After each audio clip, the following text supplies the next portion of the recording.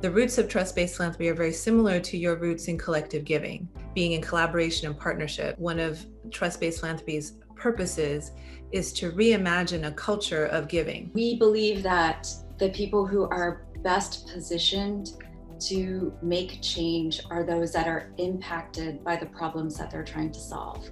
We think that the wisdom and the leadership should come from those who are most impacted.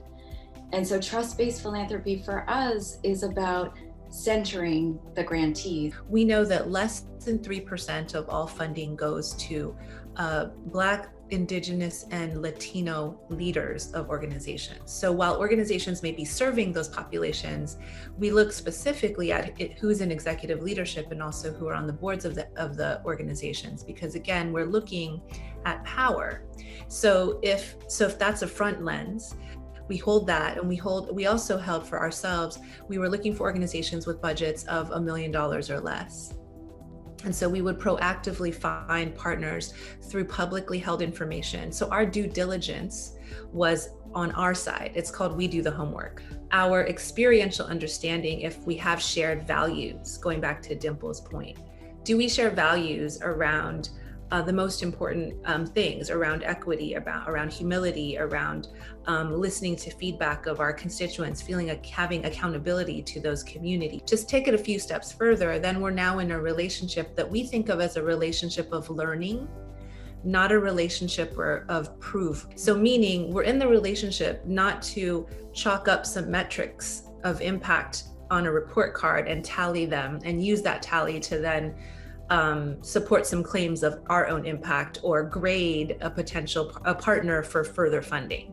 We're in a relationship of learning. Wouldn't we rather spend the time in relationship, conversation, and learning rather than behind our laptops reading proposals and reports? Like, isn't that a more appealing way anyway to live into the human dimension that we're all attracted to in this work? And ask yourselves, are we doing, is our application process set up this way because this is, how all funders do it? Or is it set up this way because this really helps the effectiveness and sustainability of our grantees? We transitioned our board to one that is very diverse so that our eyes and ears and networks are all really diverse, and they're diverse in a lot of ways. This maybe speaks to the Giving Circle set of eyes when looking at applications.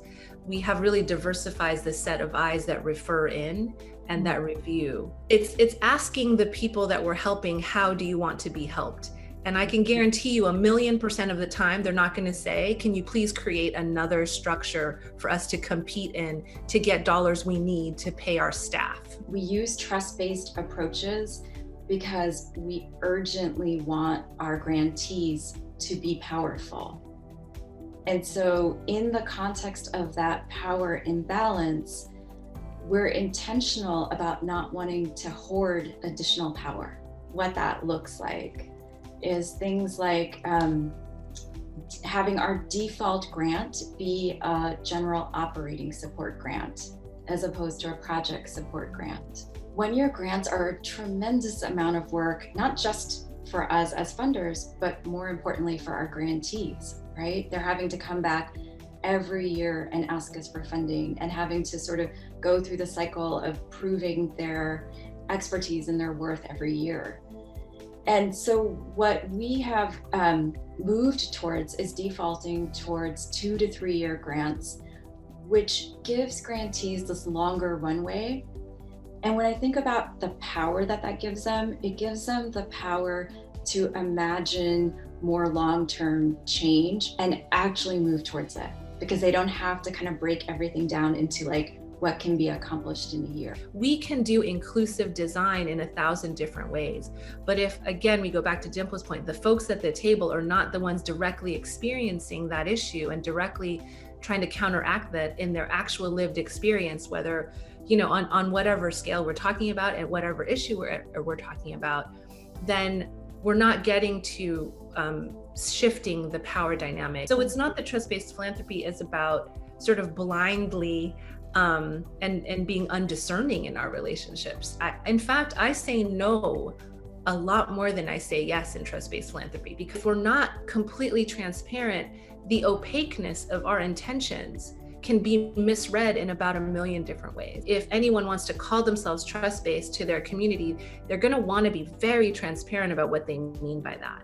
We are excited to share our experience with others. So it's not, we share it because I feel like it's both made us better grant makers, but it's made our grantees able to do their work in a way that's more supported. And I think what trust-based philanthropy and anything that questions our own individual embodiment of power or our institutional decisions of power, there's going to be some discomfort in examining that and interrogating that and being truthful about that. But I think we believe that if we're able to do that, and we're able to do that with a spirit of real service and compassion and intention, then we can maybe add to the climate that we'd like to have in this country, which is I don't think we want to be so close together and so far apart.